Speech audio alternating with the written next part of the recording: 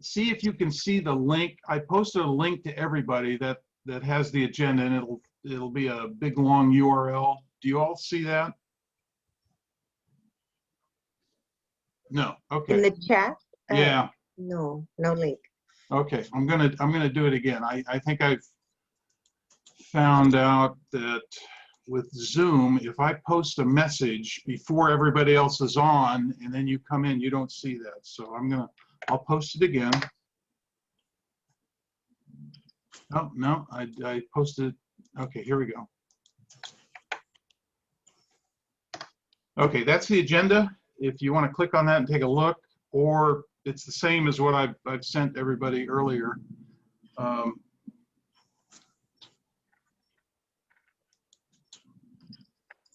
Okay, let's see.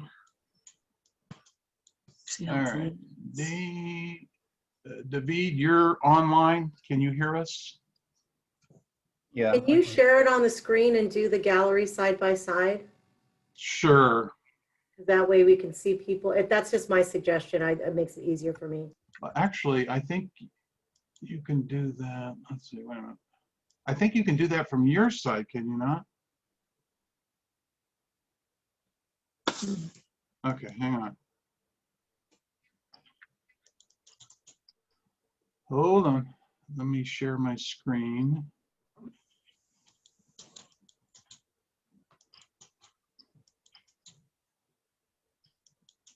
Okay, does everybody see my shared screen with the agenda? Yes. Okay. And those are live links. If you pull that up on your own device, you can click through on those. So the 605 reading and review of the prior meeting minutes, you click through that, you'll see the document. Have we had a chance to read that? Michelle, are you online? Are you Yes, I'm here. Okay, can you give us a quick treasurer's report? Okay, so we have $2,025.91 left in the bank. I owe the dumpster company about $37 in late charges, and that's it. Okay. Okay. Pat, are you online? Are you unmuted?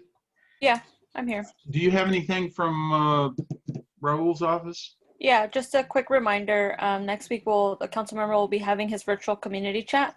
It's scheduled for Wednesday, February 24th from 5:30 to 7 p.m. Jeff, I sent over the flyer to you. You can share it with the group. It has the direct link of how you can register.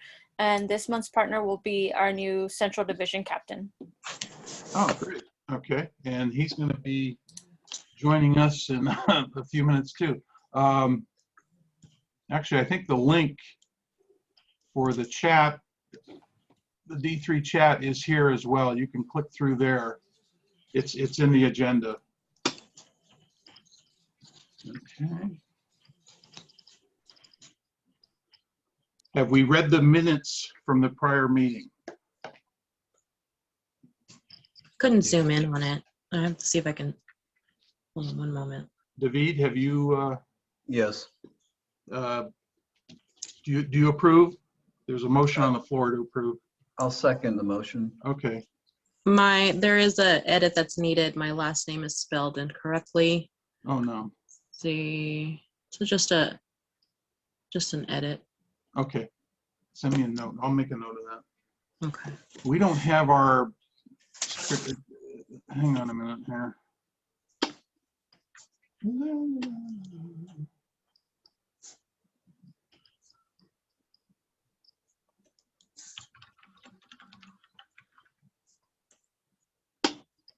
Hold on a minute. I'm going to stop sharing so I can get back here. Okay.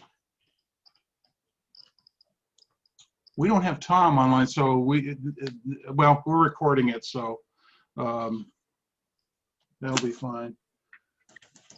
Are you recording this? Yes. Oh. Yes, we're recording. Until the captain gets on board, let's talk about, let's go down and talk about the discussion topics. Can we talk about the self-service dumpster day? This is the Roosevelt Park Neighborhood Association what we used to call dumpster day. They're going to be called self-service. Where are we at? What do we need to do to get the planning? We need to select a date Okay. and confirm the location. And once we do that, the Olinder neighborhood will jump on board for that event. Do we have any suggestions for dates? It has to be completed. We have to use the funds before June 30th. So does April, end of April-ish sound okay? Recommendation is for a springtime event on a Saturday morning. Okay. A recommended location would either be the North 28th southbound lane direction of that street across from the Monarch Trucking Company, or possibly seeing if we can do it in the Roosevelt Community Center parking lot, maybe the roundabout, an overflow parking lot. Not sure if that would be the best recommendation, but we've never done it there before, so we wouldn't know. But North 28th is good because it's pretty isolated, right? I mean, it would not impinged by any traffic to speak of. It is an ideal location, North 28th Street, because it is a straightaway, and that's actually normally where Green Waste will store the bins before they set them out. So it's a win-win for Green Waste and the neighborhood. Okay. Can we tentatively agree that that sounds like the plan, the best spot? And that's that's the same spot from last year, right? We've done it there several times, right? We've done the North 28th Street location twice. Okay. I just want to add to that, parking compliance is still not at full capacity. So we were encouraging any neighborhoods that want to have a dumpster day to find like a church lot or like Roosevelt to use, just in case parking compliance services aren't at full capacity. They wouldn't be able to implement the tollway. Okay. Yeah, I'm hoping by April though that they would be full, but I couldn't tell you that 100%. And because of that reason, North 28th Street is highly recommended then, because there is no parking. I mean, there's hardly any vehicles that will park there at all unless it's like stolen or abandoned. But that location is pretty clear. I haven't driven by there much lately. There's very few abandoned cars or long-term parking that goes on there. No, it's right next to the K rails, so nobody typically parks next to the K rails. Occasionally you'll get a big rig, but closer to East Santa Clara than where we are for the cleanups. So yeah, that's the best spot. I mean, there's little to no danger of anyone parking there. And we're still going to be having the what's the Department of Transportation, who puts out the signs for us? So normally we do, but in this case, because it's pretty spacious, and like I said, it's a straightaway, unless there's a car that's abandoned or like a big rig that may park there, there's usually plenty of space to work around any obstacle. Okay. All right. Well, let's zero in on that. Now, what kind of date? I'm just looking at the calendar. I don't. So you recommend an April date, Jeff? That's what I'm thinking. The later we go, I mean, if we do it, okay, we're February obviously is out, right? And then yeah. March. You got March 6th, 13th, Yeah. 20th, the 27th. Those are all Saturdays. And in April, you have Easter weekend, which is after Good Friday, the 3rd, the 10th, the 17th, the 24th. The 10th is probably not good, because that's the weekend where there are going to be local cleanups, including Keep Coyote Creek Beautiful in conjunction with the Friends of the Five Wounds Trail, cleaning up down in Coyote Meadows and north through the railroad right-of-way up to Witten and into the neighborhood. Is there anything in March, any holidays or special days that I can't think of anything off the top of my head? Patty, is there any Great American Litter pickups in April this year? We haven't gotten word from staff yet that that's going to happen. Just because the current tier we're in, we're not planning for that at the moment. Okay. Hey Jeff, would it be possible to throw a suggestion out there for like the latter part of April? I just feel like it would be ideal for like a spring cleaning. And if we're mid-February right now, I mean, we could put everything out there for the community, but ultimately everyone's going to be doing spring cleaning once the weather kind of clears up. So I feel like the end of April would be ideal.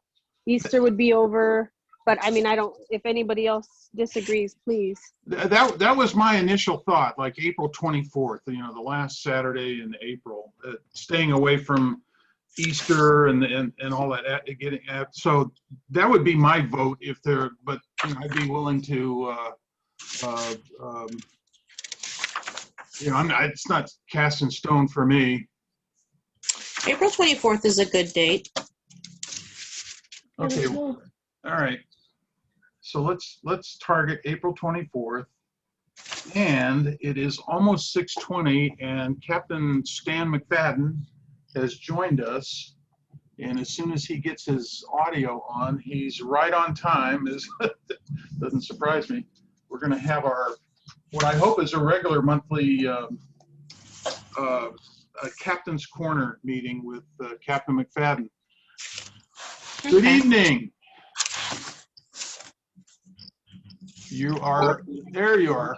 You hear me? Yes, we can. Thank you for joining us. Problem. The floor is yours. You're right on time. Amazing. I sent you, we had a number of different questions that were posed by neighborhoods all over the place, as you can imagine, but I don't want this to be, here's question 1, here's question 2, here's question 3. Why don't you introduce yourself? You're not new anymore, but you're new to a lot of us. No problem. 4 or 5 months on the job now. So, all right, Jeff, you've been very supportive. I'm Stan McFadden. I grew up in the county. I've been with the department for 28 years now. I came on the department right at 21, so pretty much this department has raised me from a child, I guess you could say. I've been very passionate about coaching as well, so I kind of grew up coaching and being an officer. I'm a volunteer coach for San Jose State women's softball, which I've enjoyed a great deal, and hopefully I can get back over there, once I retire.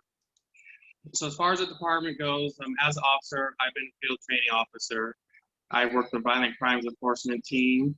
I've been a child abuse detective, an elder abuse detective, homicide crime scene investigator, and a gang investigations unit detective as well. As a sergeant, I came back to homicide crime scene unit as a supervisor.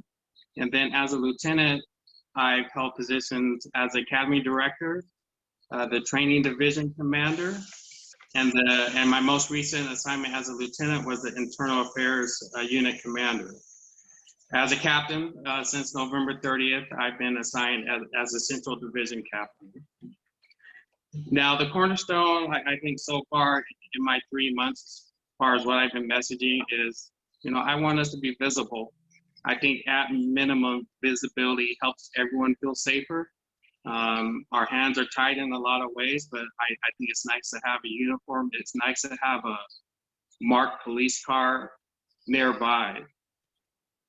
I've also made a point to surround myself around a bunch of can-do people, right? I think during the things we're facing right now, we need people that will roll their sleeves up and help think of solutions. We need way makers. We need to be very creative with what we do these days. I'm gonna go into a little bit as far as some of the crimes that have been reported, and this is from our internal database. I know you guys have a database online that's designed for the public. This is an internal one. And before I go into some numbers, like I said, I've been on 28 years, so I still think the best system for data is word of mouth. So if you tell me there's an issue somewhere, I'm going to believe you because you're there, you're seeing it firsthand. Now, as far as gang incident summary, In January, we had 50 reported gang incidents, which was a 35.1 increase from December. And in December, we had 37 incidents that were considered gang related. The Western Division had the highest number of incidences, which was 20. And in Central, we only had 5 incidents, much of which was self-initiated activity from our officers. And of the 2 incidents that were in your area, which pretty much the King 4 area, it's pretty much a Roosevelt Park neighborhood.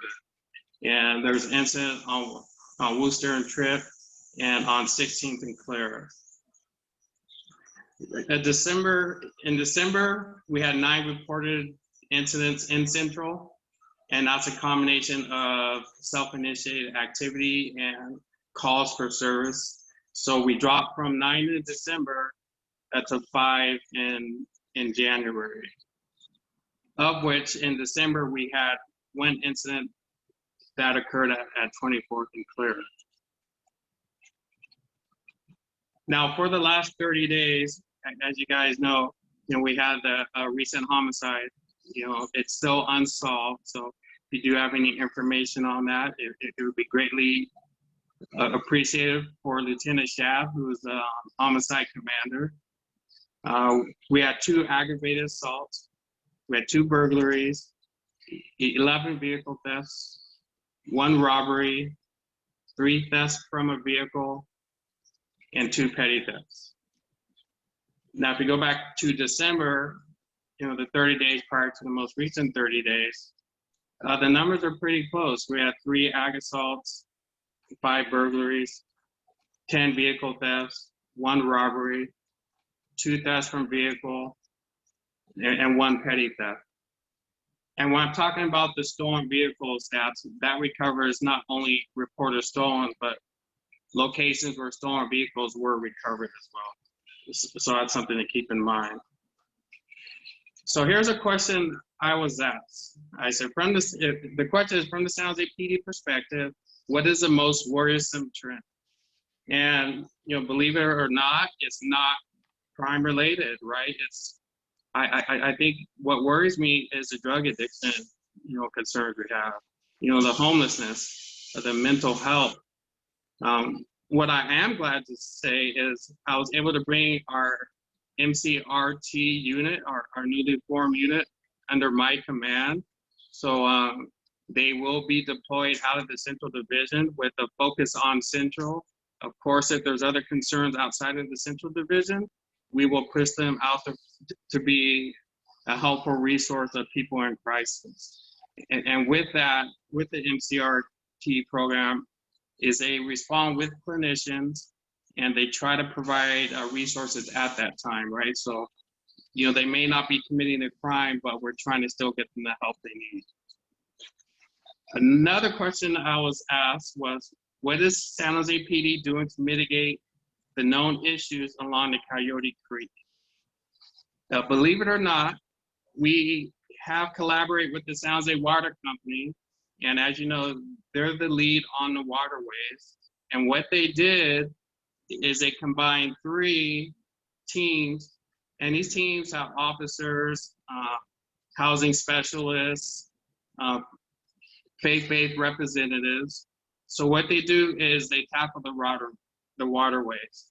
Our Sergeant Barry Torres of the Street Crimes Unit is the lead from the PD perspective. And so every other week, these teams of 3, they hit a different area along the Coyote and along the Guadalupe waterways. But keep in mind that the focus on this is lawlessness, right? Where we're trying to mitigate the crime in these areas. So several citations are issued, and also at times people are booked into jail, but please understand there is a 0 bail policy. So they will be back in that area, the same day. But citations are being issued. Guns are being taken out of there among stolen property, vehicles, narcotics. But none of that meets the criteria as far as someone being held in jail. So the eyesore may still be there, but our efforts are there. And we're towing the line as far as what we could do from our end. And that's something we'll continue to collaborate with housing and other resources, to try to get the folks the help they need. There's a question regarding bikes and chop shops, stolen property, drug sales. And all agencies within the county have sort of depleted their auto theft assigned investigators, meaning the units are smaller. But what the county has is a combined unit. It's called the Santa Cruz County Regional Auto Theft Task Force. And they cover incidences all over the county. And I do have a contact number, which is 408-871-3026. And what that happens is that's the phone number to the resource. And what they can do is you provide them the information, and they have undercover capabilities as far as uniform capabilities to address some of these auto theft concerns. They love tips. That's how you can reach them. They're very aggressive. It's combined efforts of officers from every agency in our county, and that's all they do all day, every day is a hunt down stolen vehicle, chop shots. As you know, a lot of these chop shots, it bleeds over into narcotics violations. It bleeds over in the weapons violations. And they also have a county drug team that works with them on those type of incidences. Also, when reporting drugs, I spoke with the lieutenant that commands our special operations unit. He's over narcotics, street crimes, and some of our other quality of life teams that are pushed out. His suggestion is when you have information regarding a drug house or sales or transportation of narcotics, is to utilize the automated services contact form, which is available on our website. He said if you select the drug suspicion box or narcotics box, he reviews every one of those, and he will leverage the appropriate resources. So please keep that in mind.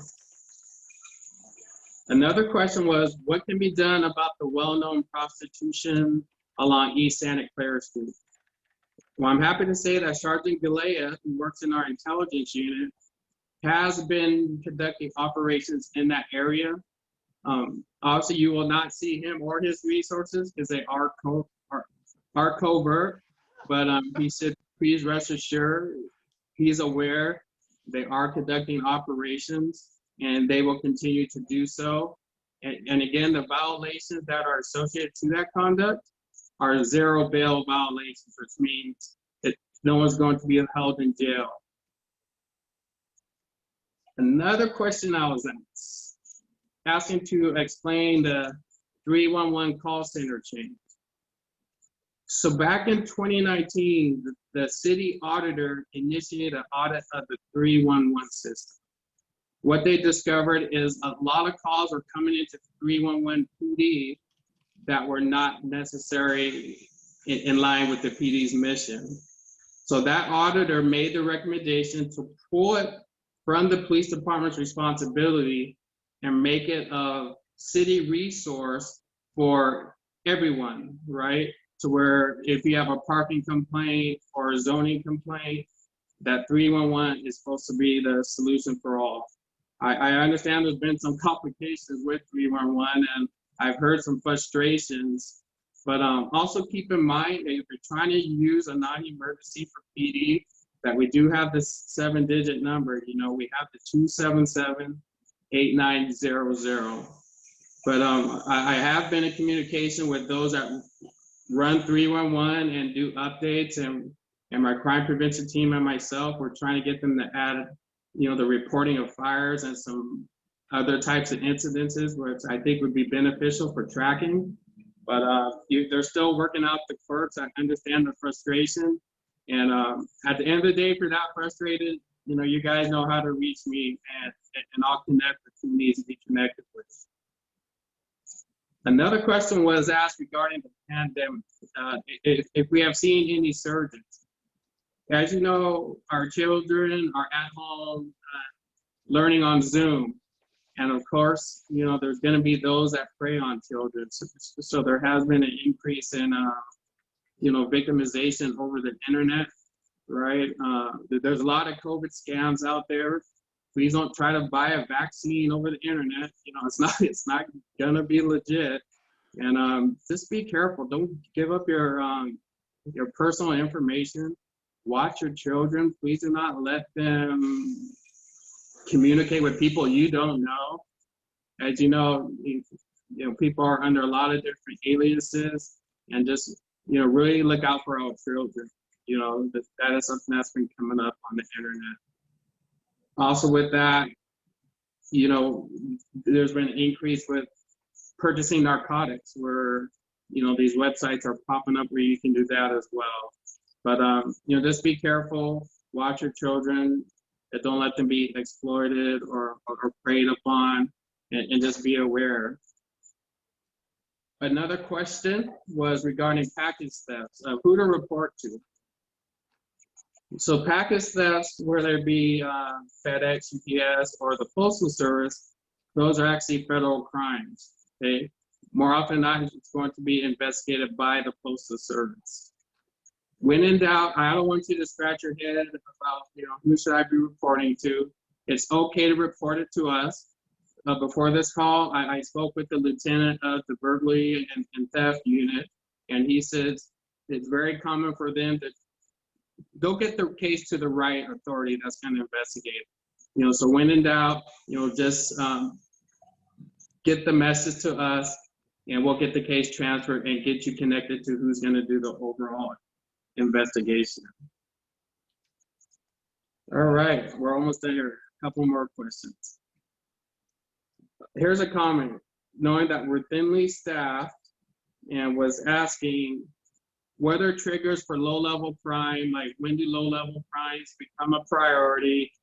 And you just kind of want to understand how cases are prioritized. As one that has worked many investigative units, we like low fruit, I'll be honest with you. So the more investigative leads in the case, you know, that of course the happier we are. And the level of the crime or classification has nothing to do with it. I've been in homicide where we've had 0 leads, but you know, a low level crime has come in, and then that's been a priority because there's solid leads.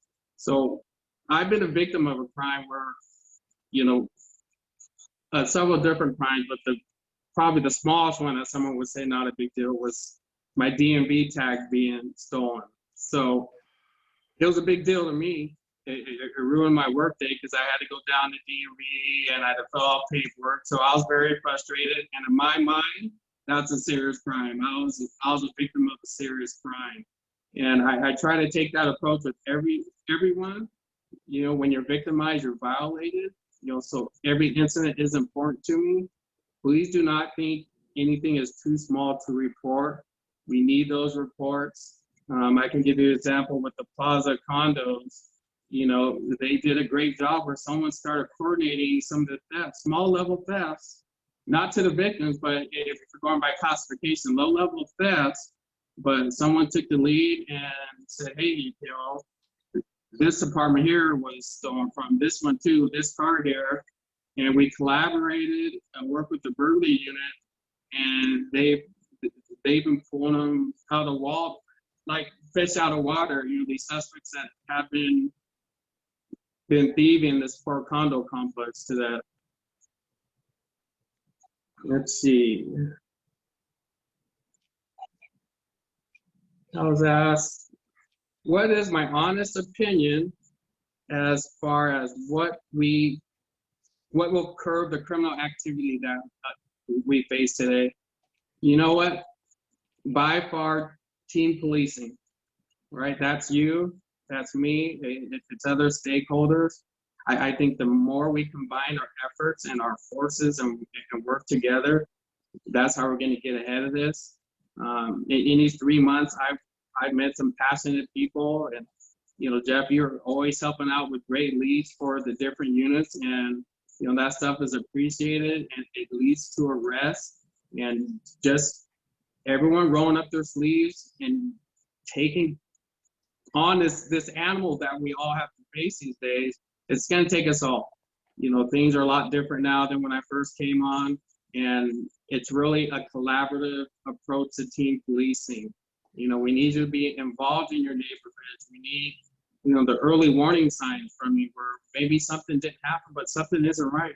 You know, you guys live in those neighborhoods, and even myself in my neighborhood, oh, I should have called 30 minutes ago, because if I had called him 30 minutes ago, the cops would have got there before the guy took off. But, you know, you play that mind game with yourself. Oh, is it suspicious? Is it not? Should I call? Should I not? But, you know, when in doubt, just call. And on that note, as far as when calling is, we get resources based off call volume. And during times when they're concerning redistricting and what we should do moving forward, where we should put resources, they're going to tap into database and say, okay, who's calling the police? Is the call volume so high to where we need more call takers and more dispatchers? Those are things that are considered. So please call the police.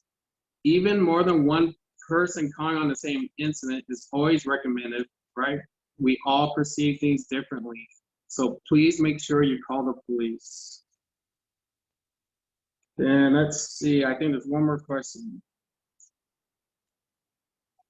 So what changes to laws will help support officers address crimes committed by the mentally ill? Earlier this afternoon, I was part of a meeting involving the district attorney's office, and some of my resources were on that meeting as well, to include my new unit that I'm happy I was able to acquire in CRT. And the discussion was what to do with the mentally ill when they commit crimes. And there's a couple of judges that are very passionate about that, and they're very stern to where they are ordering the resources and the help for these people in crisis. So it was a very long meeting where we had discussions and we talked about what our officers can do on the front end, you know, to support the adding of the necessary resources on the back end. So I think that is something that will be coming down the pipe, and it's more going back to how the game has changed to where, you know, we have to be able to provide services and we kind of rest our way out of everything.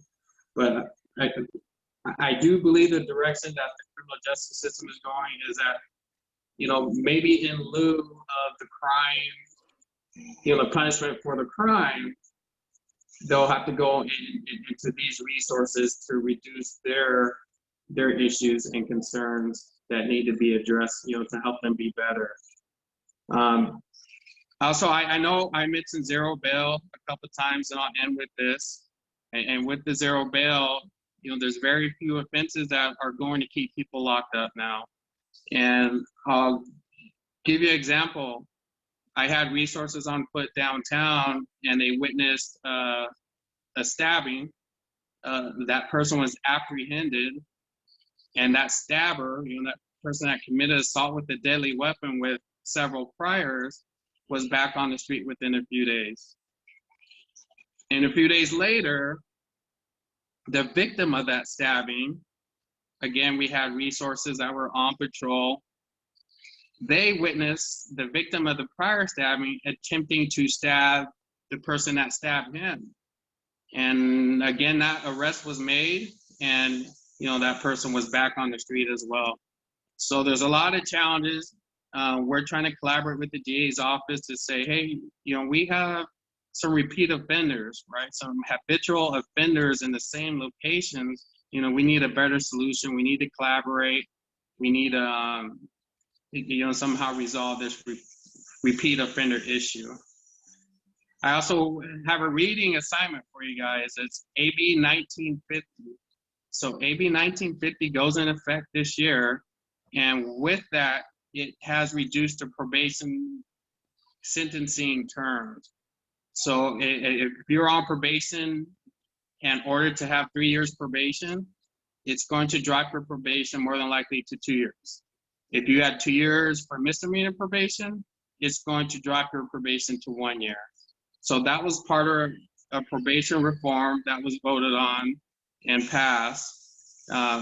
I think these days, more importantly, you really have to be in tune with what's happening at the state level, because once the bills get passed, there's nothing any of us can do.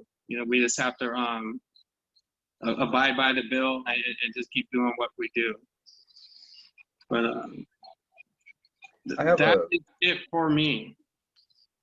Could I follow on with an observation, or actually a heads up?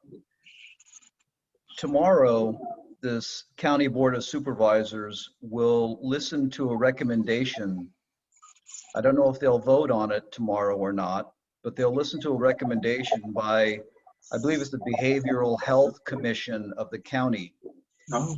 And they will recommend that the county opt out. Yes, I said opt out of implementing Laura's law here in the county. Now that would deal a blow to treating the mentally ill, in effect, committing the mentally ill to treatment. I know that Patricia, if you're still here, I know Raul is in favor of implementing Laura's law in the city of San Jose, but I don't know that that can happen unless the county does it. So just a heads up to everyone, if you want to dash off some emails to Cindy Chavez tonight, expressing your opinion to her as our representative, then feel free to do so. That's all I have.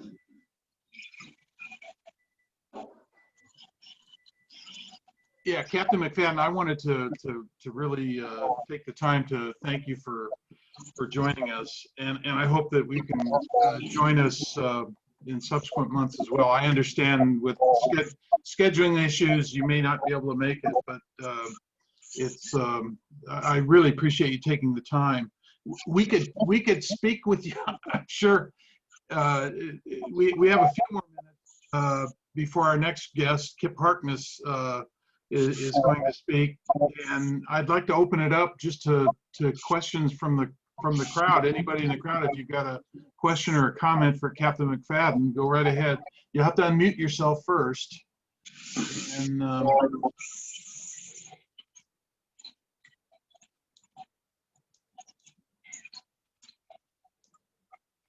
a quiet crowd? Unbelievable. I'll jump in. I guess I'll jump in. Oh, Okay. Go ahead, David.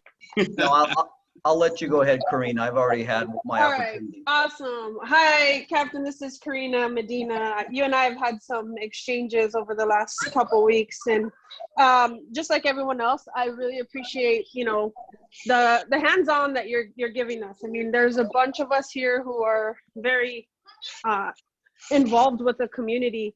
Big thing I wanted to kind of touch on, it's looking real ugly out here with the tagging and the gangs, and I know you kind of touched on that, but I guess to hone in on that a little bit more, what more is going to be done? I mean, every single day I'm in direct contact with code enforcement regarding that Mexico theater, for example. And he's got the owners out there cleaning it up every single day. And I can attest to that, because as soon as I see it out there, I'll let them know, and they have their workers come out. But I mean, this is a daily thing now. So clearly the gang activity in association with the recent homicide, it's live right here where we're at.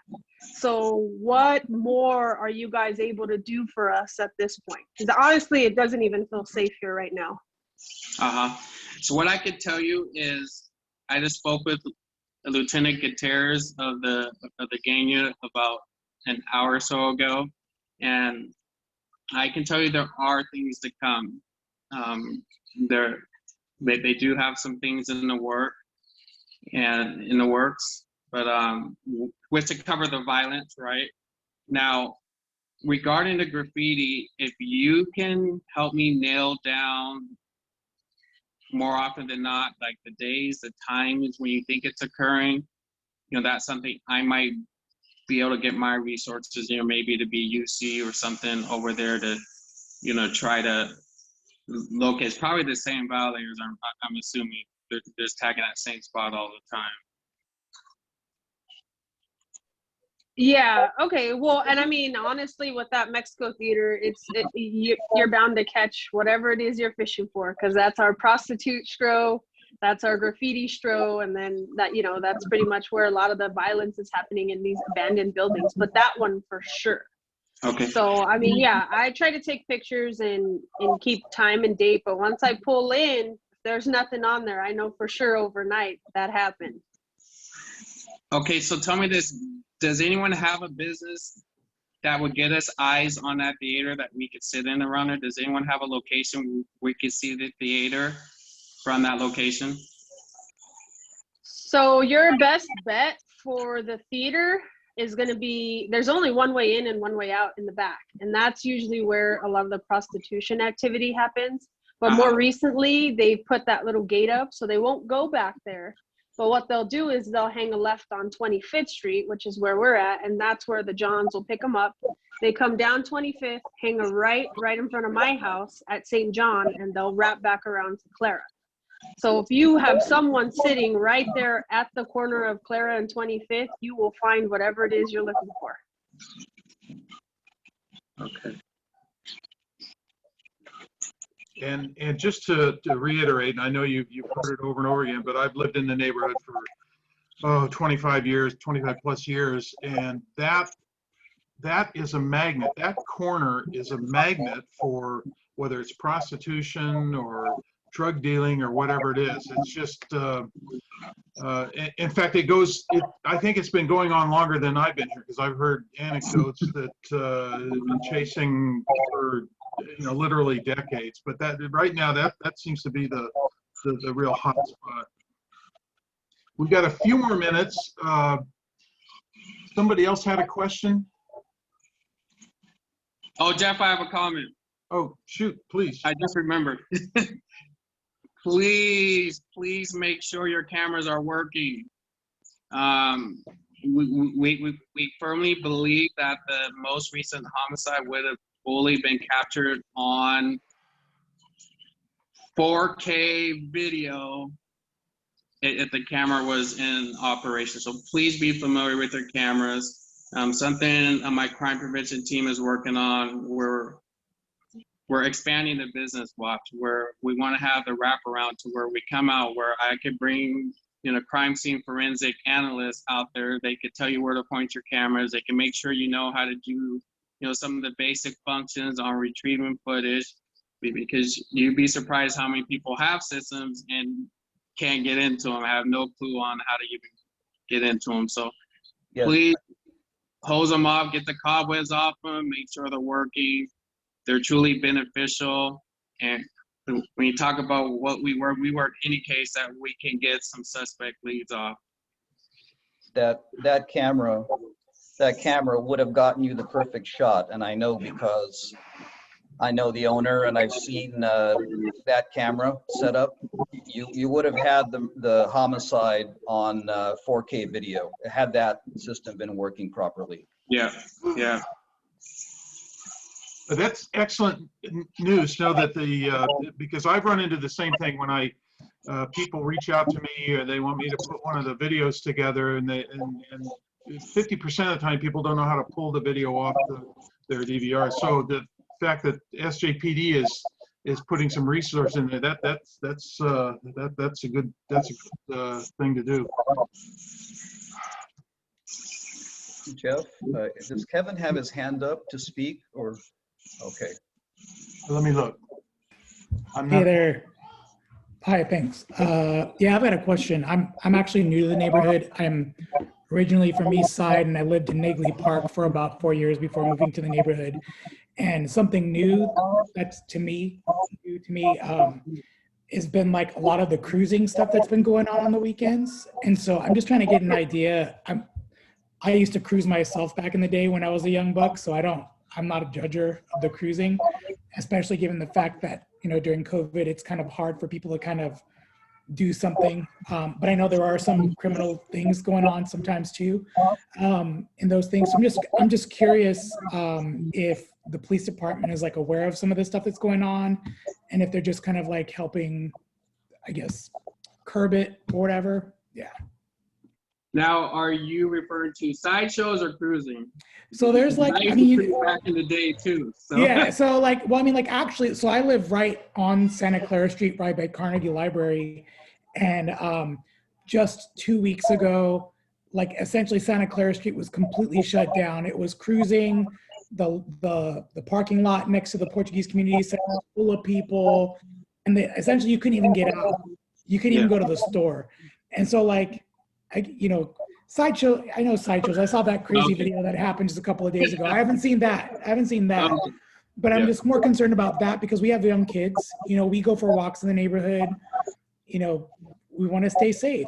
Stuff happens when you're cruising sometimes. So I'm just curious what the SJPDs knows about it or what they're planning to do with it. Yeah, the district officers are aware of it. At this time, unless it's concerning for someone, they're not initiating any, enforcement efforts unless they see, clear violations. But, if people are cruising in a respectful manner, which it can be done, respectfully, I don't think anyone's going to have a problem with that. But, when something rises to the level of a crime, then we absolutely need to be called. And if we notice something like that, we're definitely going to take action.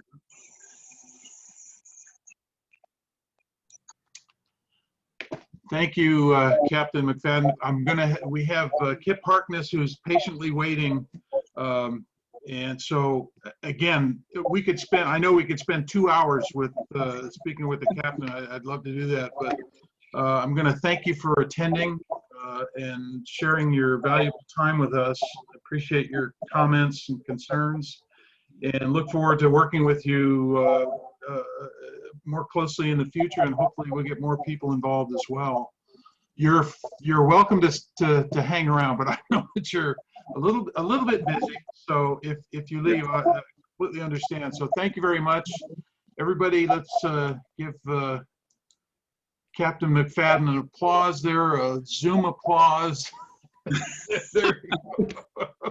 Thank you so much. Well, thank you guys. The Roosevelt Park Neighborhood Association is one of my strongest associations. You guys really roll up your sleeves and help toe the line. It's appreciated. It's what we need these days. Jeff, we've had a lot of conversations. Dee and Carolyn, we've spoken.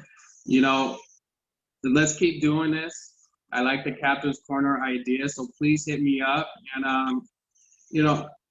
I invest what I get in return. And you guys are investing a ton. And it should almost be, like a model for some of these other struggling associations. But you guys have something great going. I like the way you collaborate and keep everyone informed. Just thank you. I don't want to take up any more time, but you guys know how to reach me. Thank you. Thank you, Captain McFadden. All right. Okay. Now, gosh, I've only been using Zoom for about 100 years, and I forever have a problem. Okay, I want to shift gears, and we're going to introduce our Deputy City Mayor, Kip Harkness. If you could, let's see. Here. Okay, there you are. I really appreciate you taking the time with us, what I'm looking for is we've had a lot of disasters, quote unquote disasters, over the last X number of years, and I want to concentrate on your experiences literally around the world, and then working for the city, leaving, going to private enterprise, coming back to the city. And really, especially since the flood in 2017, there was a lot of issues that were that we encountered during that disaster. If you could walk us through some of the steps that the city has taken under your direction to better prepare us for really the 21st century, where it looks like we're going to have more and more of these quote unquote disasters, which we've had our share of here just in the last year and ongoing. So with no further ado, Kip Harkness, the table, it's all yours now. I'll shut up. Oh, no, I thought you had some really good questions, Jeff. So I thought I'd actually just go ahead and try to answer those directly, fairly succinctly, and then give people time to weigh in. So again, for folks who don't know me, I'm Kip Harkness. I'm Deputy City Manager. I don't get to be Deputy Mayor, though that does sound like a lot of fun. And I've actually been working with Roosevelt neighborhood since 1999.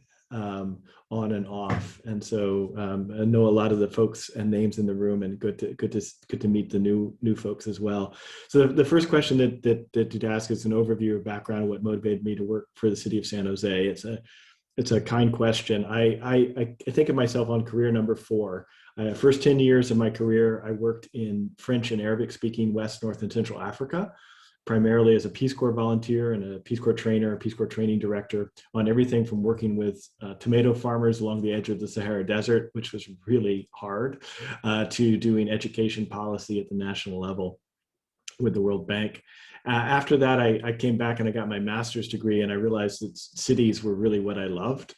And I had a couple of choices on where I ended up. One choice was to either be in Peshawar, Pakistan, working, resettling refugees over the Khyber Pass, or another one was to come to a city I'd never lived in, San Jose, as a management fellow for the city manager. And I chose San Jose, and I've never regretted it since. Much of my work in the early days was what was a precursor to and eventually became the Strong Neighborhoods Initiative. I had the honor of being one of the co-creators of that and the lead manager for that for almost a decade. So I've worked in and around all of the great streetcar suburb neighborhoods and east side neighborhoods of San Jose, and I used to know them extremely well, though it's been a while since I was walking block by block in them.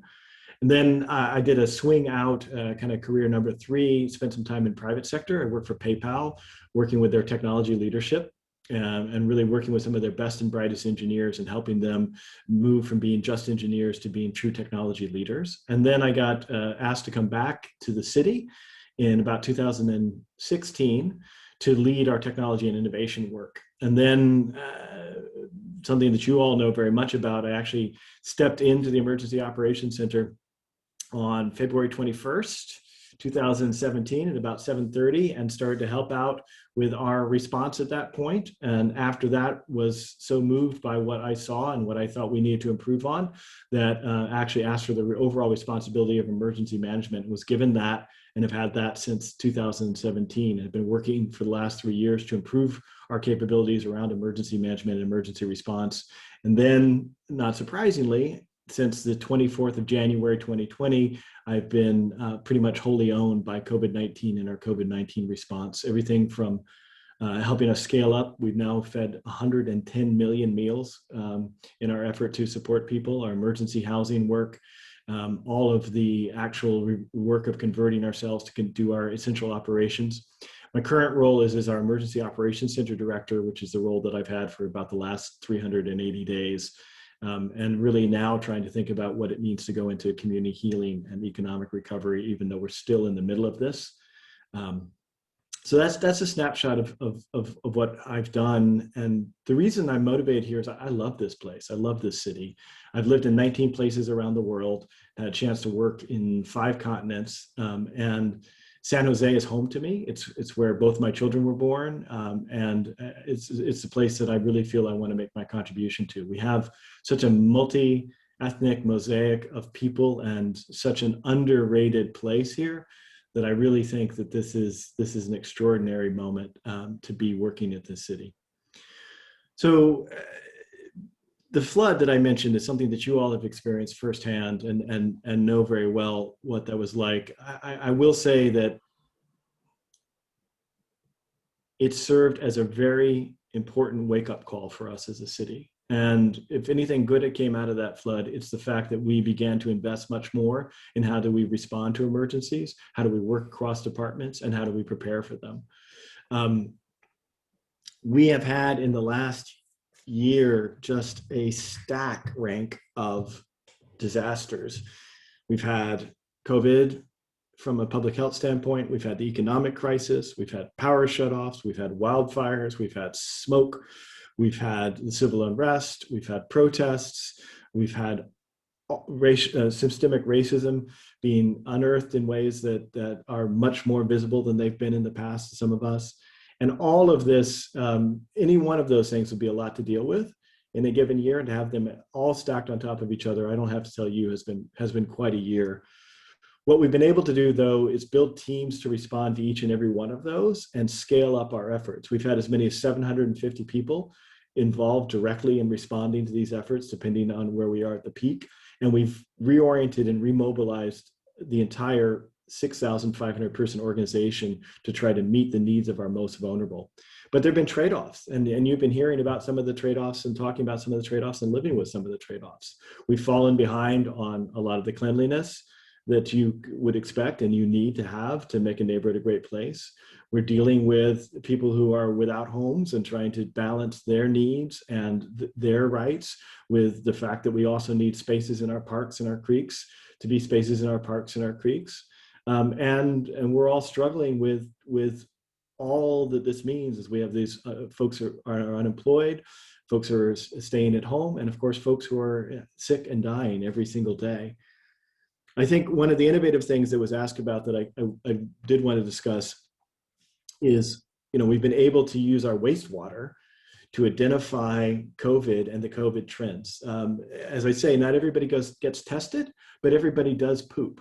And the interesting thing is that you can actually see the amount of COVID in the wastewater. And since we have a regional wastewater facility that collects 120 million gallons of water a day, we're able to analyze that and see what the trends are in COVID response and in COVID levels. And what's interesting about that is because it is a leading indicator of what's going to happen. Testing can often be a lagging indicator because people go get tested when they're symptomatic or they may not get tested at all. But we test you, not individually, but collectively in the wastewater before it's happening. That was what was part of that information helped us predict the surge that came just recently in the fall and winter and allowed us to get a little bit ahead of it as an organization and as a county. And it allows us to know that those numbers are now dropping very rapidly, which is good, but they're still about 700%, 700% higher than they were at our low point just a few months back. So we're still very much in the middle of that, even though the numbers are dropping. One of the other questions that was asked I want to touch on is how can you, as neighbors, better prepare for emergencies? I think there are a couple of things that are super important that may not be intuitive. In addition to the obvious of getting yourself signed up on Alert SCC, having a go bag or an earthquake kit prepared, I think that a couple of things that we found have been very powerful that you all are doing here, which is it turns out that social connections among neighbors are extremely important, right? That is what makes a strong neighborhood a resilient neighborhood. And then times of disaster, it's folks like David who will go down the street and knock on somebody's door and say, "Are you okay? Can I help you?" That is super, super important. And as we've learned in this disaster, and as we unfortunately will probably learn when we have the earthquake, even a well-functioning city is not going to be able to come and help everybody who needs help, certainly not right away. So we're really going to count on neighbors helping neighbors for an extended period of time. And so really making those social ties when we can get back together, which I hope will be soon, gathering with people, meeting your new neighbors, by bringing Kevin in on this, and making sure that people are connected is super important. I would say the other thing that you can do what you're doing is conversations like these and building ties with people like your captain, key nonprofit organizations, and others before the next disaster hits. So you have those pre-existing relationships that bridge out of your bonded network that you're creating by having social ties with neighbors. There were a couple of very specific questions about the flood that I wanted to respectfully answer with some very specific answers. So if you'll forgive me, I'm going to pull up some notes because I think the people who answered them would want them answered well, and I'm going to need my notes to do that. So the question that was asked was, in 2017, the flood brought to light the fact that the gravitational backflow valves were not installed in storm sewer outlets in Coyote Creek. That's why water came up through the storm sewers to flood most of our neighborhood. Have these valves been installed in the ensuing 4 years? So about 4 points and then an overall update on that. One is the Rock Springs neighborhood. I know that's not this neighborhood, but it was an important one that flooded. Experienced significant backflow through a 60-inch storm drain during the flood. We've installed the flap gate with a vault in May 2019 on that 60-inch storm drain. The Santa Clara Street area experienced backflow through a 54-inch storm drain at Bulldog Drive during the flood. That storm drain enters the creek immediately upstream from a large multi-trunk eucalyptus tree that fell during the storm that blocked much of the channel. The fallen tree elevated the height of the creek several feet and surcharged back into the system. Public Works is rehabilitating that outflow of the channel and installing an internal flat gate. That work is to be completed in 2022.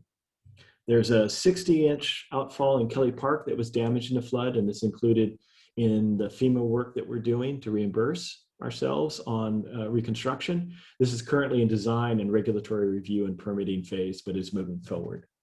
And then there are about 15 or so smaller storm sewer outfalls that we think could benefit from flap gates. And our program, we have about $16.5 million in the program, which includes about $4 million for installing flap gates at outfalls.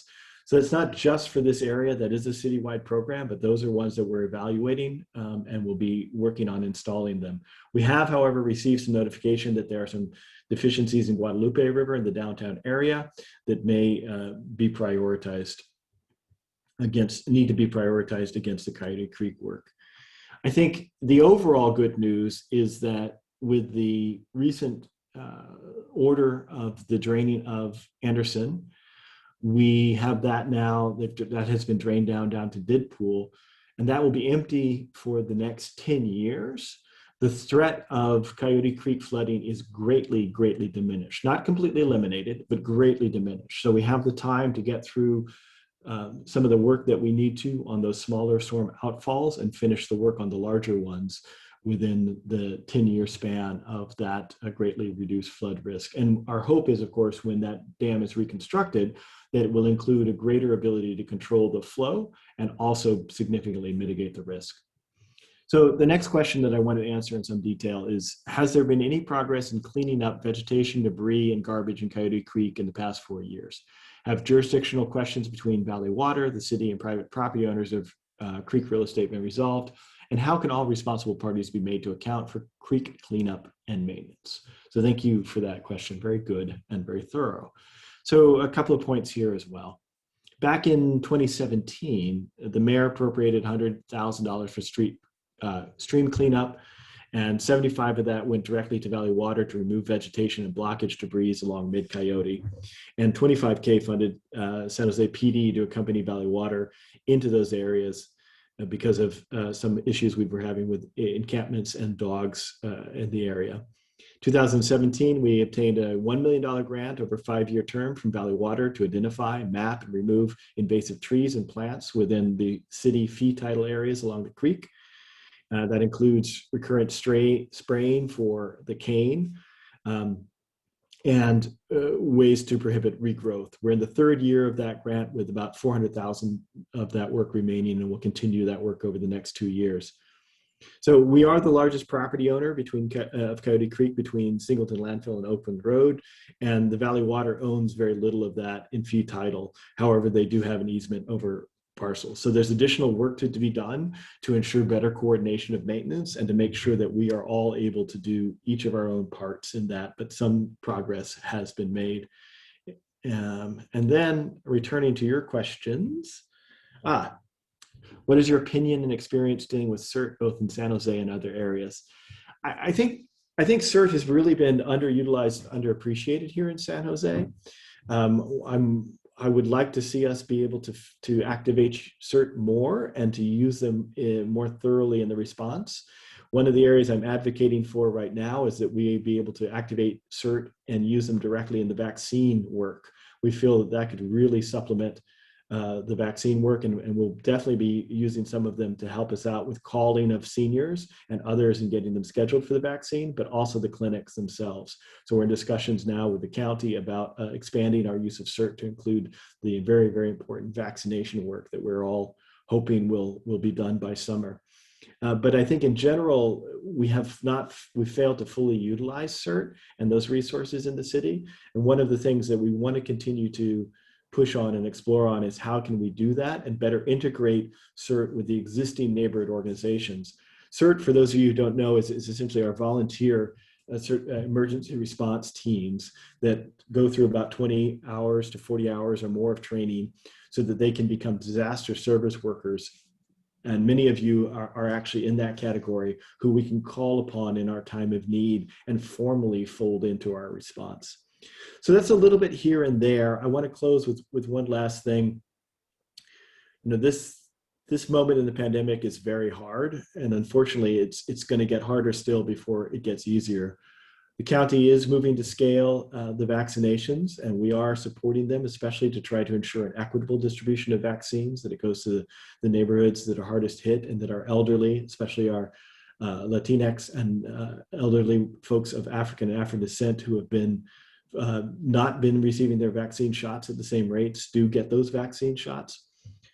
And so there is a light at the end of the tunnel, but that's not going to make everything better all at once. Recovery is going to be a long, hard road. It's going to take us years. And I think it's not even a matter of building back. It's a question of what do we need to change so that we can bring ourselves back to a better normal than we ended. I do want to say, I really, on behalf of the hundreds and hundreds of us who've been working in the Emergency Operations Center, the over 300 nonprofit partners that we've had, and all of the folks who volunteered their time in everything from our feeding operations to just taking care of their neighbors, I really think that this has been an extraordinary response on the part of our teams, and I really appreciate all that you're doing and trying to do to support that, including when you give us tough feedback about what we need to do better and where we need to learn. So with that, I'll stop, and I'll be happy to take any additional questions, comments, feedback, and I'm happy to be, at least virtually, in your neighborhood. Thank you, Kip. Boy, I always enjoy listening to you. We've come a long way since 2017. I want to open it up. Kip has a wealth of experience and background, and I encourage questions.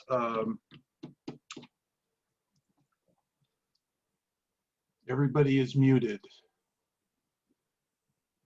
You've left everybody stunned, Kip. I'll take it if I can. I do want to do just a couple of shout outs to Jose Posadas and David and Dee and Eric and Jeff and all the others who've been there for so many years working on this. It's if being a public servant is sometimes underappreciated, being a neighborhood leader is even higher up on that list of underappreciated good deeds. And so I want to appreciate everybody on the call, and especially those who've been in it for the long haul. I tell you, if recovery is something that you want to do if emergency response is something you want to do fast, recovery is something that you do with. And so I think we're really going to need to spend more time listening, talking, working with you, building on the strengths we have in our neighborhoods, understand the real issues that you have as we move toward recovery. So I want to say again how grateful I am to have been able to make San Jose my home. I'm going to do my damnedest to make sure that we stay together and that we recover. And I'm going to just say goodnight on that note and say thank you then. Thank you so much, Jeff. Thank you, Kip. I really appreciate it. I know I'm speaking for everybody else, and I want to give, if there's no other questions, let's give Kip a virtual hand. Thank you. Oh, this silly Zoom. It's great to see you all, though. It really is. It really is. Oh, I think. Am I unmuted? You are. Yeah. Thank you. I wanted to thank you, Kip, so much. Your experience the depth and breadth of it is incredible. And so it's actually really hard to formulate a question especially with everything that you just covered. But what really sticks out in my mind is all of the challenges we've had with disasters, you know, floods, fires, homelessness, all of these things. And this is where the difficulty comes for me in formulating a question. I would like to ask you, so say for example, we've got tomorrow the county looking at Laura's Law, and you know, what would you suggest that we do to put a good, succinct voice and argument instead of this long complaint to the powers that be on all of this? Laura's Law is tied into everything we just talked about. There's mentally ill people that need assistance and that are sort of a challenge for all of us, and you know, whether it's tagging or prostitution or, you know, the people you got to rescue out of that. How do we create an argument to those that can make a change for us? How do we more effectively use Yeah. voice rather than just shouting and reacting emotionally? Yeah. I think, Carrie, I think that's a great question, and I've actually reflected on this a lot. So I'm gonna share a very candid answer on this. You know, I think since one of the things that's easy to forget, right, is that the people on the other side are human beings, and even the best bureaucrats who like to think that they're just all about process are human beings. I remember I was listening to a lecture by Thich Nhat Hanh, who's one of my guys. He's a Zen Buddhist monk from Vietnam, and he's been through everything, and he's just calm, right? And he was talking to somebody, asked him, like, you know, this is back in I can't remember which Gulf War, but he's like, how can we get Bush to, you know, understand? And he's like, well, you know, you could write Bush a protest letter, but I don't think he's going to want to read it. But have you considered writing him a love letter? And the guy was like, what? He's like, yeah, I bet Bush might read that. And he kind of went on. And his point was, if you can figure out a way to get to a person's heart and have them listen to you, then you've got a shot at it. And I think, you know, there's space in activism for a lot of different roles. Some folks are bleeding edge activists, right? I think of Paul Soto in this regard, right? Paul Soto has pounded me at pretty much every meeting that I've been at, and he's had some really great points, right? And then what you just did with me, Carrie, was actually a really good example. You led with the heart. You created a space where you acknowledged me as a human being, you acknowledged my contribution, and then I was really listening to you. And the next thing that you said, I was just like, whatever it was, I was going to be open to it. I'm like, Laura's Law, yeah, mentally ill. We need to do something about that, right? And so I think not that you just need to throw softballs at bureaucrats or you can't ask them hard questions, but I think that if you can create a space where you invite their humanity in, and you have a clear sense of what your key message is, I think that can be very powerful.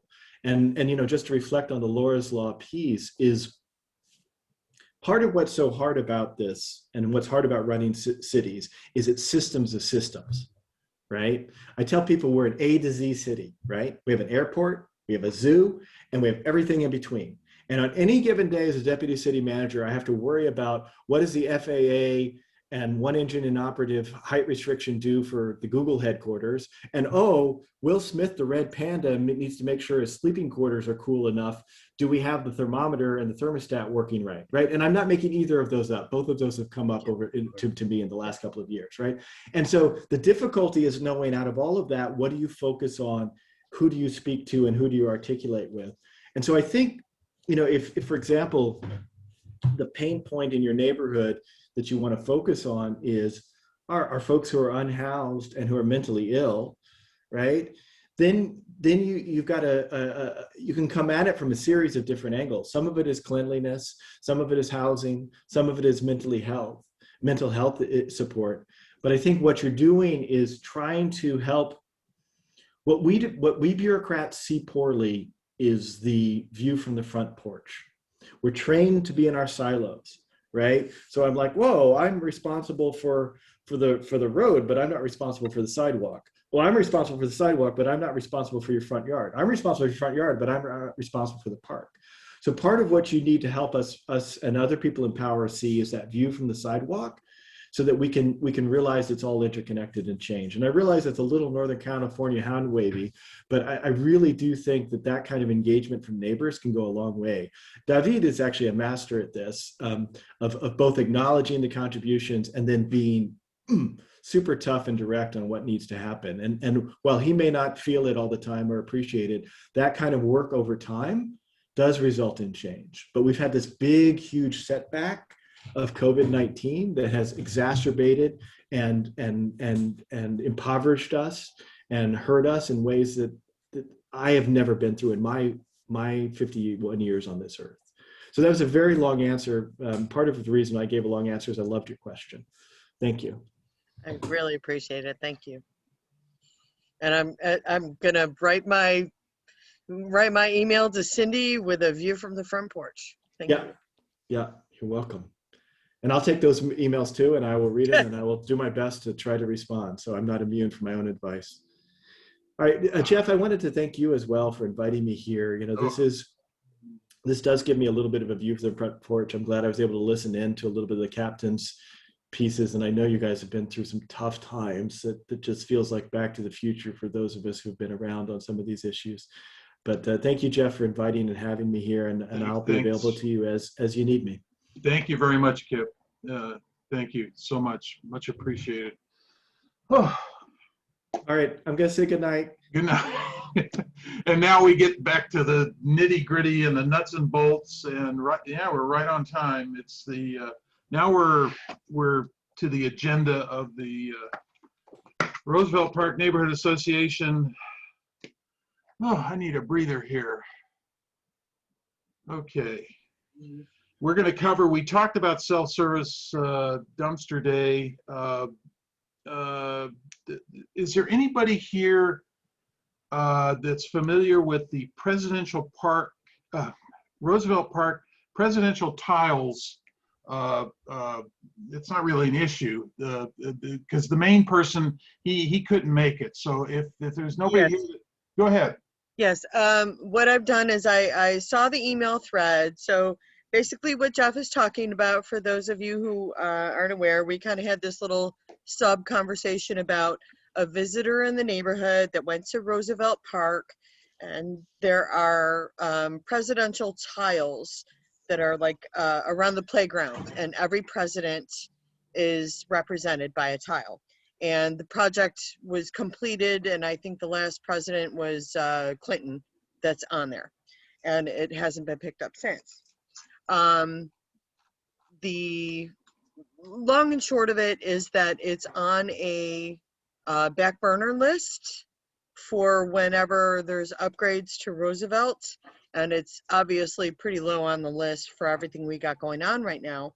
But because the visitor said they'd be willing to contribute money and there's interest, I do work for the city, and so I asked the capital projects team deputy director, what would it cost, who did it, you know, give us some background on it, and you know, if we could get an individual contributor to kick in some money, maybe through Parks Foundation or something else, so that we wouldn't have to worry about, you know, the different contractors, you know, what would it take? So I posed those questions, and it's something we might be able to look at, especially because we have some money from an outside individual. But I will report back once I get an answer on that. They're looking at it.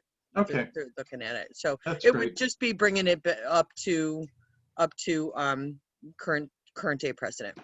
I don't know if anybody else, I mean, I've lived here a long time, and I honestly, I don't go to Roosevelt Park that much, but I've been there a number of times, and I wasn't even aware of these tiles. I'm not even sure right now exactly where they are. So if you weren't on the playground, if you weren't on the kiddie playground, you wouldn't have seen them. There you go. So I mean, it sounds like a wonderful thing. So we'll keep working that. Let me see here. Chief of Police selection process. Dee, do you want to speak to there was I'm sure you're all aware that where the city is involved in choosing the next police chief, and last Saturday was the first public interview with the 7 candidates. And then, Dee, do you want to talk about the interviews that are coming up? I think is it today or tomorrow? Starting. Yes. Go ahead. So the next phase of the police chief interviews is going to take place on Thursday, February 18th. It's going to be a all-day process from like 8 in the morning till 6:30 p.m. We are going to have 50 community panelists that will be part of this interview process, and each of the panels are going to be broken up into, I believe, like 8 different community leaders, community members per panel. And we're going to get to spend some time one-on-one with these candidates for the police chief position. So I sent an email out, and if there's any kind of recommendations or concerns that you guys want, or just to express, I will keep those notes with me and incorporate them as I move forward on Thursday with those interview panels. So I assume that you're obviously going to be taking notes during this process on Thursday. It's not the only one, is that correct? Are there multiple sessions like that? From my understanding, this is the only interview panel involving the community for the police chief interviews. Okay. I don't know if they're going to do anything else like they did on Saturday when it went on YouTube, but from my understanding, this is the next process. I'd be personally really interested in your notes, and just, I mean, you don't have to have a detail. If it's 8 hours long, I don't expect you to take notes for 8 hours, but just your impression of it when you come away from it, because I think it's a good thing that they're getting input from the public. Now, how much they're going to use that as part of the selection process, we'll see. But they certainly have never done it anywhere close to this in the past. There may have been meetings, but it was perfunctory. So I was quite surprised. I expected last Saturday to be dry and dull, and I'd listen for 10 minutes and then leave. But I was actually quite surprised at how interesting the whole thing was. And it was what, 2 or 3 hours? Yeah, it was and by the way, everybody, you can it's on YouTube. It was recorded. In fact, if I get a chance, I'll put it in the chat. You might want to take a look at it, because this is our next police chief is coming from one of these people, from this group. So that's pretty important. I've got a bunch of other discussion topics here. So we've nailed down the self-service dumpster day. We've targeted north of 28, the same spot as before. We're targeting April 24th. So we'll continue with the process going forward. Second item on the list, and these are in no particular order, the PRNS volunteer cleanup drive. Carrie, did you have any information on that? And this is separate from the dumpster, the self-service dumpster day. This is a different initiative, right? Carrie, you're gonna have to unmute yourself. Okay. There is also, I'm sure everybody's heard about, there's the no digital billboards in San Jose campaign. There's a big initiative. It's actually in phase 2, where these 21st century big electronic digital billboards would be installed throughout the city, or allowed to be installed. And for every one that they would install, they'd have to remove, it's either 4 or 10 of the old-fashioned boards. There's a lot of controversy around it.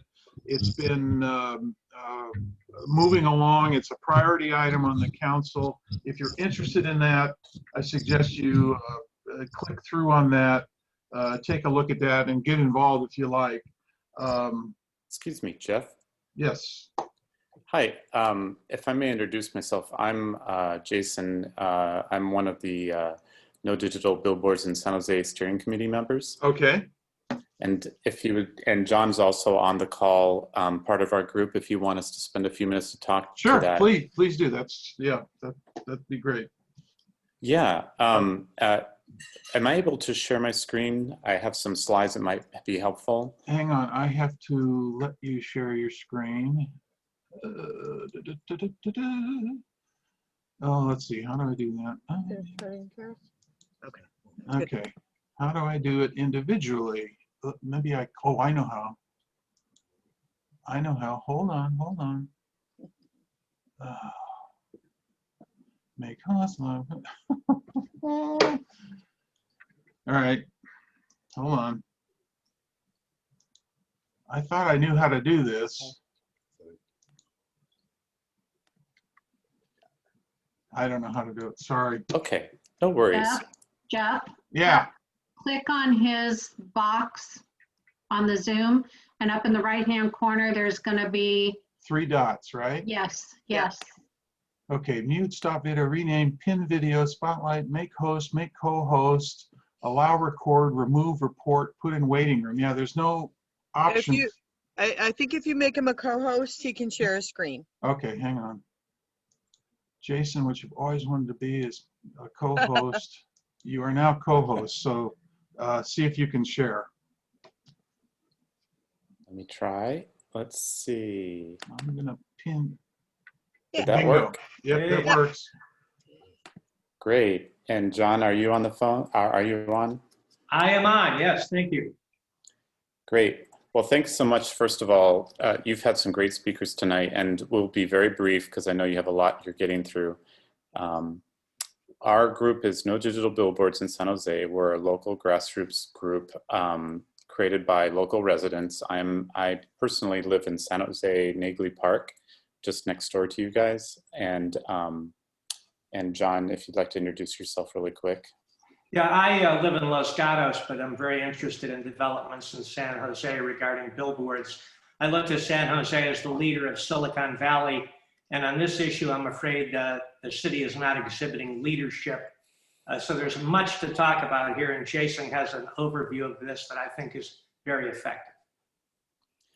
Thanks, John. And we can share these slides and links to more information after this. That way we're not spending too much time on these. Great. Just really quick, who we are. We just talked about what's the big deal. So we'll get into that and the history of the ban on billboards and where the project is currently with the city, which what Jeff already touched upon a little bit, and then if you have any questions for us and how you can help. So in addition to being San Jose residents, John, do you want to touch upon Scenic America really quick? Yes, that's an organization based in Washington, D.C. that focuses on the abuses and excesses of the billboard industry in terms of how it overruns a lot of rather unsophisticated municipalities who fall prey to the seductive allure of the billboard industry. So Scenic America has gone on record against this proposal in San Jose and is supporting our efforts here at the grassroots. So what's the big deal? Right now, the city is in process of considering installing over 112 new digital billboards up around San Jose, both the major freeway corridors and major thoroughfares. And the city council back in September 2018 decided to rescind this 35-year-old ban on new signs. And there's a couple of reasons why it was put in place 35 years ago, which John can touch upon on the historical contents, if you'd like to go into that really quick. Sure. Once a billboard goes up, state law mandates it can't be taken down, even by a municipality exercising its traditional authority to do so. Now, in order to take down an existing billboard, the billboard company must be paid for future lost earnings from the billboard, which means one digital billboard, if forced to be removed by a city for whatever reason, can be as expensive as $4 million the city has to pay the billboard company to remove that billboard. So the ban was passed in order to put a cap on the new billboards coming into town, and then dealing with the existing ones with the time that then would be available to the city. Hey, Jason and John, I'm going to jump in here. You got to focus on. You got about 5 minutes because we have a lot of other things. If you could just hit the highlights, we don't really need a lot of the background. Just give us the boom, boom, boom. What's coming, and if people are interested, where they can go to get more information. Thanks. Sure. These next 2 slides will cover that. So the current project status, phase 1 has already been approved by the City Council. That's for city-owned property. They identified 17 sites to install 22 billboards. Phase 2, which is in process, will include up to 90 signs. And because that was larger in scope, they issued an environmental impact report to be conducted, which is due out in the next month or so, in April. There's a chance to comment on that. And also there's the city planning department recently opened up a survey. So anybody, not just in San Jose, can take the survey and you can weigh in on how you feel about this. And there's a link on the next slide for that. There's also a priority study session coming up next week on February 25th, where there's another opportunity where we can ask them to deprioritize this project and maybe use city funds for other things that are more important. And then the city council is supposed to vote on this afterwards. And I'll skip forward to how you can help. Here's the link. We can share this afterwards. We also have a petition if you'd like us to keep you up to date on what's going on. We also recommend, if you haven't already, to reach out to your city council member, Raul, and or the planning department. Of course, you can attend any upcoming meetings. I know there, someone commented there's a community meeting next week with Raul, so that's another opportunity. And then we can share our contact info. And John, anything else you'd like to add before we wrap up? Perhaps with our remaining time, if anyone has any questions, specific questions we could address.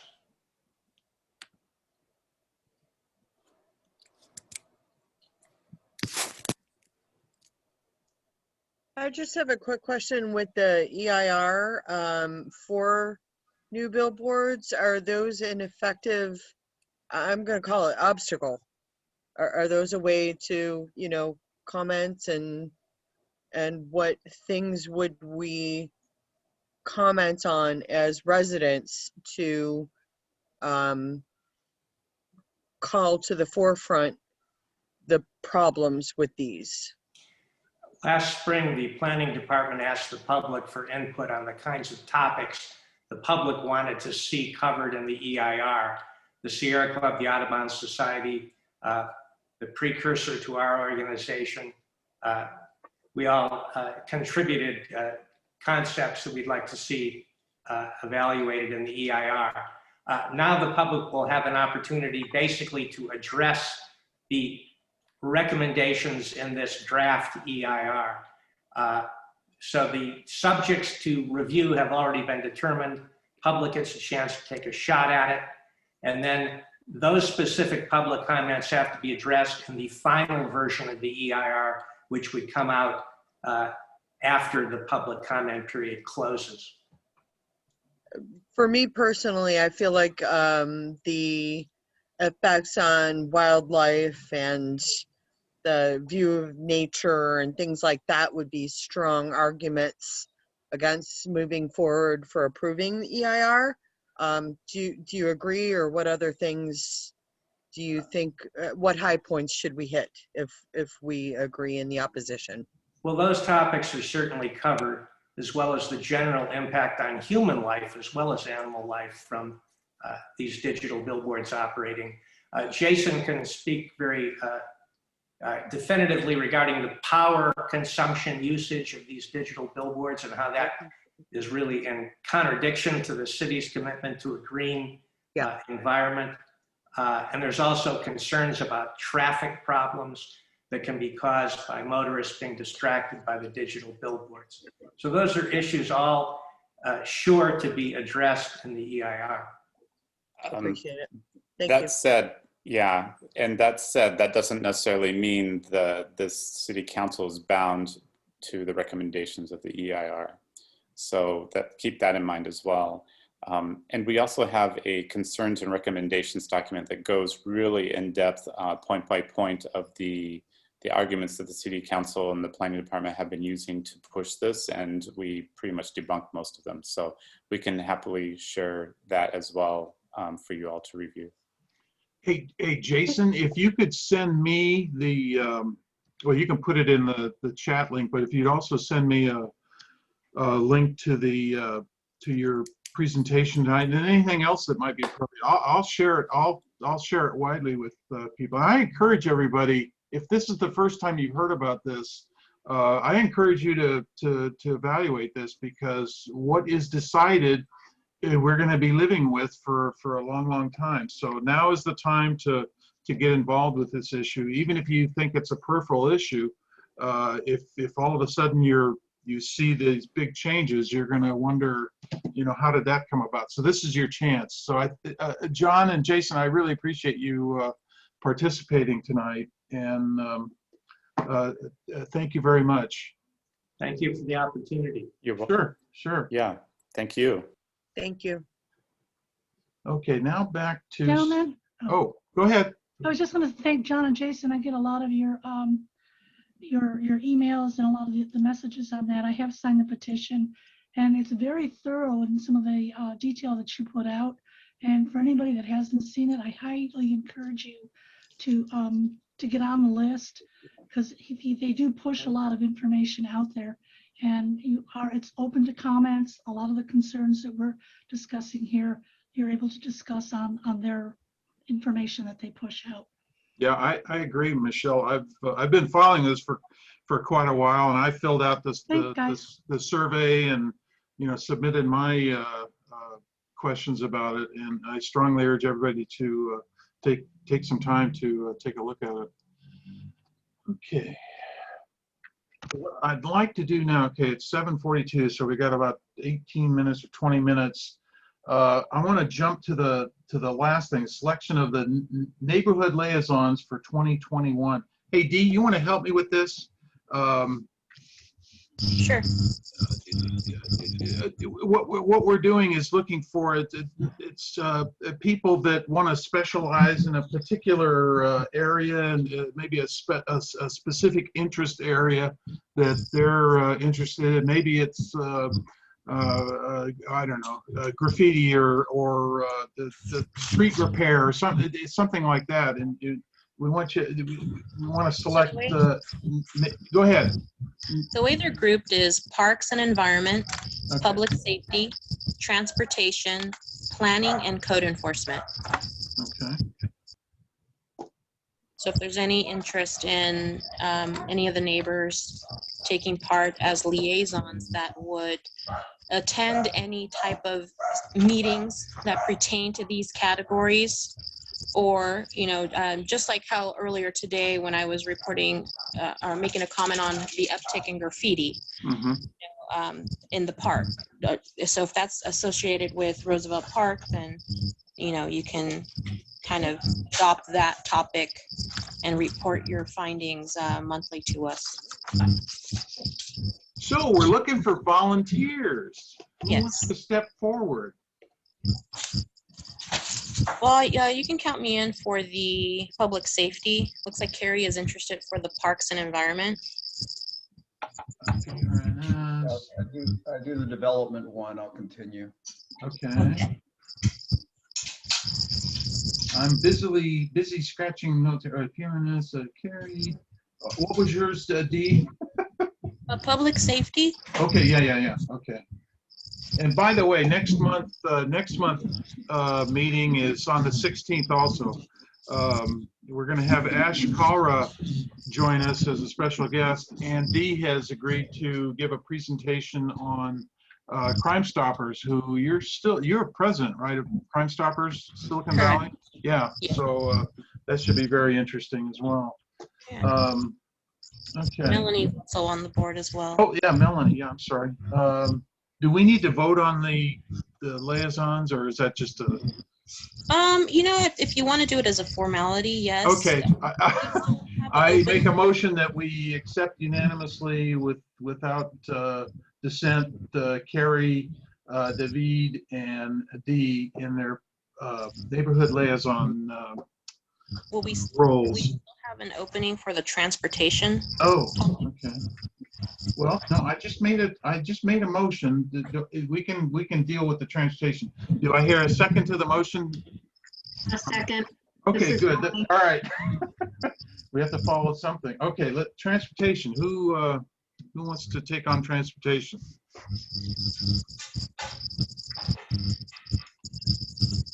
You can put me in transportation as well, Jeff. Okay. I mean, that's part of what I do too. So between Dee and I, and even you, Jeff, you're on the community working group for BART, right? Yeah, but I haven't attended in a long time. Yeah. Yeah, you need to get back with that if you can. Okay. All right. So we did it. Dee, are you in that? Are you in that too? I just joined that last week. Under our neighborhood association? I just put Roosevelt neighborhood. I didn't put the association. Why don't you take over my formal responsibility? I can't do that as well. Do you want to take that? Well, I can fall under transportation. Okay. Yeah. So Jeff, send Kate Christopherson. Yeah. An email saying that Dee will be taking your place as the Roosevelt Park Neighborhood Association representative on the BART, the VTA CWG. Got it. Will do. And Kate and Dee, does Kate has your information, right? That I don't know. Okay, Jeff, send Kate Dee's email address as well. Yeah, I'll do that. Okay, great. All right. So, hey, Carrie, you with us? I'm here. Okay. PRNS volunteer cleanup drive. Yeah. Did you want to speak to that? Okay.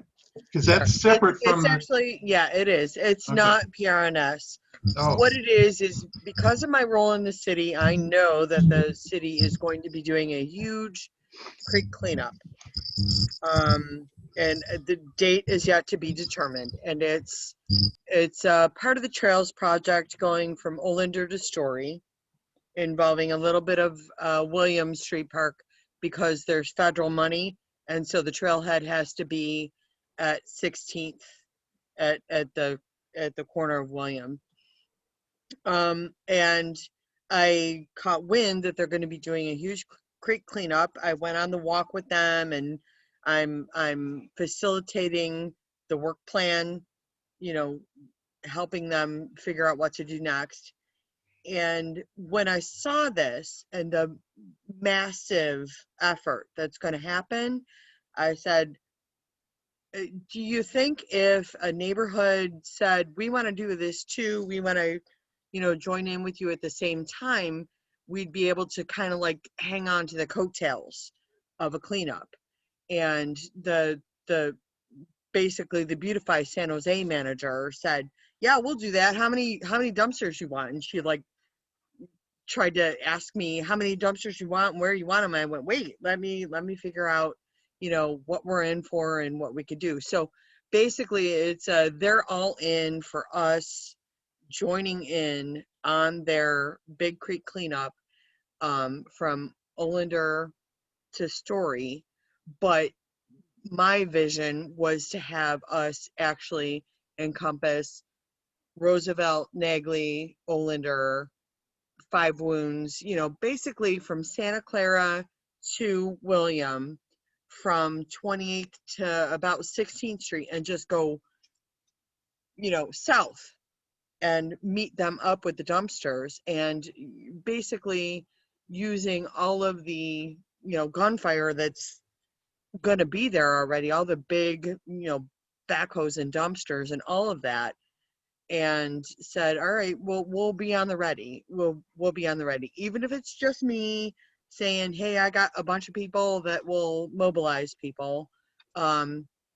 It's basically adding more bang for your buck for what's already going to happen. And so that's what that was all about.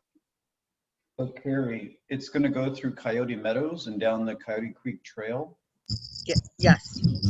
What if, I mean, there's going to be police escorts, I assume? Yes. And they'll already be there. That's why I was like, this is perfect. There'll be, you know, park rangers, there'll be PD, there'll be code enforcement already doing some big stuff. And so if we encountered any kind of problems while we were doing our little stuff from our neighborhood cleanup on the way, they're already there. They're already right here.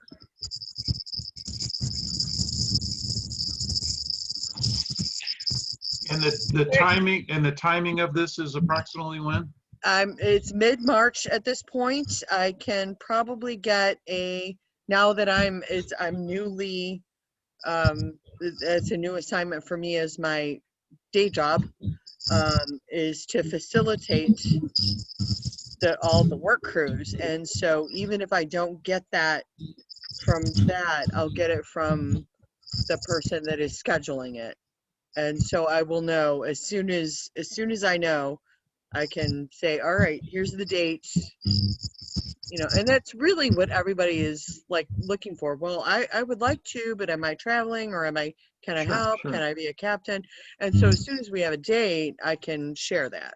So it's basically, there's no money involved for us to spend. It's just, you know, we're looking for volunteers basically. So yeah, I think that's a volunteers. That's a The fine city's already going to have dumpsters, and they would probably expand their cleanup to include a few dumpsters to facilitate our purposes. Okay. Why don't we do this? If you can get you know, like a definite, just a you know, like a one-page overview with the details, and then we can start circulating it, just, you know, through the neighborhood. Let's see what we can do. As soon as I know it's going to be, as soon as it's solidified, it already would have been, except it got, the whole plan got delayed by about 2 weeks because of some of the rain over the last few weeks. As soon as I know that, I'll say, here's the date they're looking at. Do we want to join in? Okay. And, you know, we can formalize it if we want, but something's going to happen anyway. Okay. Yeah. All right. I like it. Yeah. I don't think we have to take a formal vote on it or anything. It's just as neighbors, let's do it. And I mean, Dee, what do you think? I think it's good.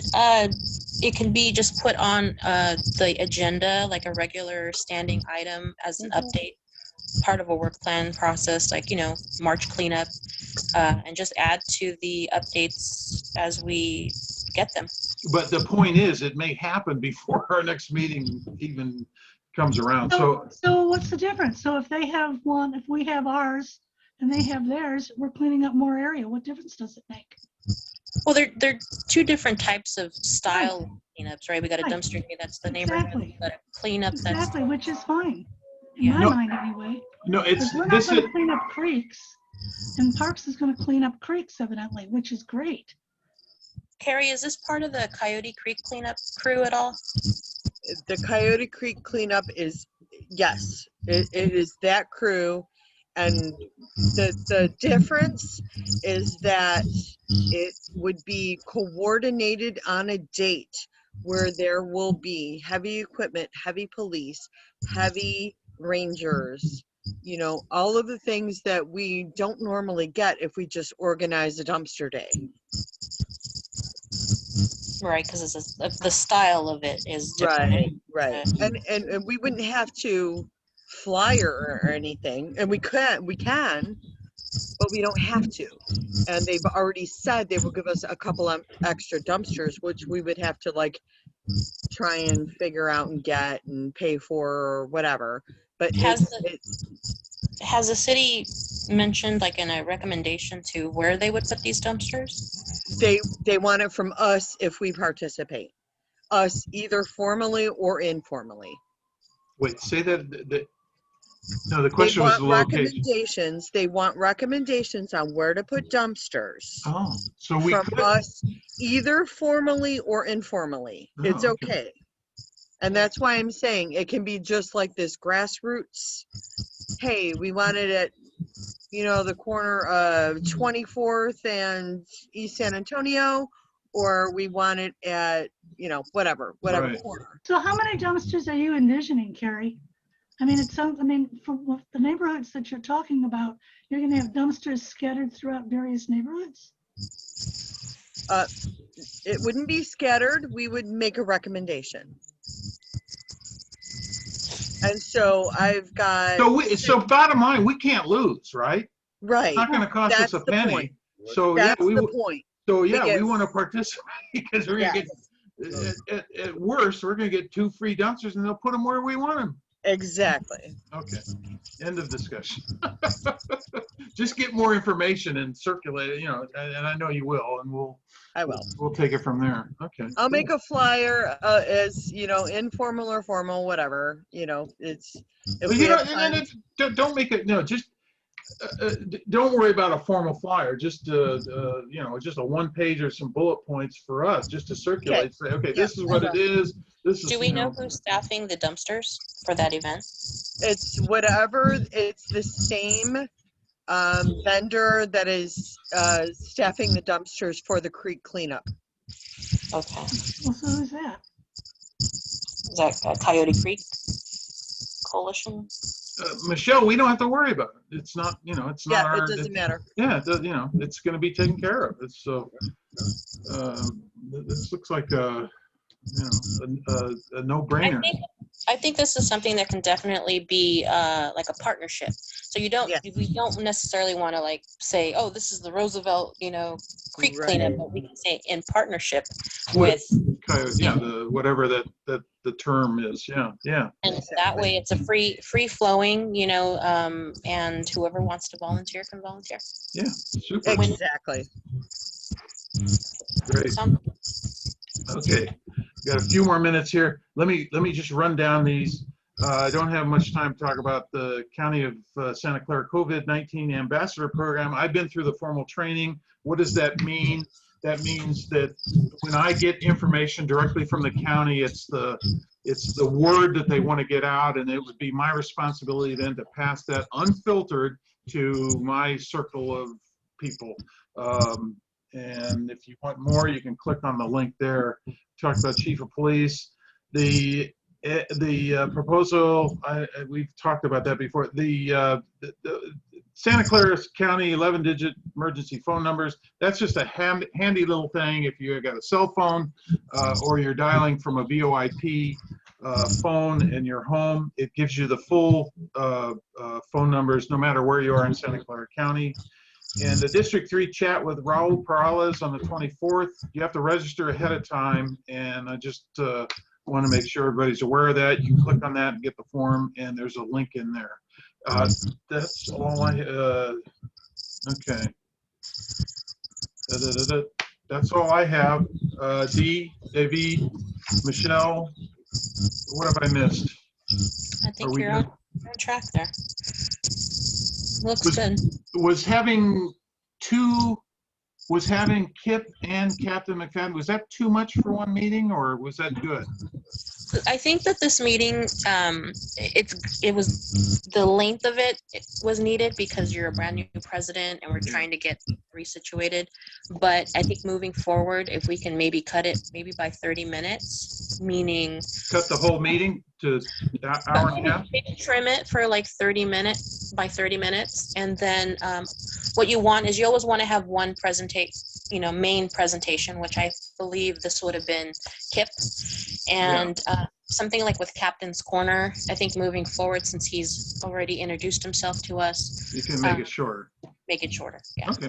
Do you want the whole meeting to be an hour and a half or 2 hours? I think an hour and a half is good, but I don't know what other people think. Okay. It used to always be an hour and a half. Yeah. I agree, an hour and a half. Okay. Yeah. But those two presentations tonight was really good. Yeah, no, anytime you can get Kip Harkness to speak, Yeah, maybe it's okay. just me, but I could listen to him for hours. He's just one of those people that is so fascinating and has done so much. And I look at myself and he's only like 50 years old, and look at Oh, okay. Do we adjourn the meeting? Do we need a motion? Yeah, you can motion to adjourn. Okay, I second the motion. All right, 8 o'clock. Thank you, everybody. And we've recorded the whole thing. I'll send the link Happy out. Fat Tuesday.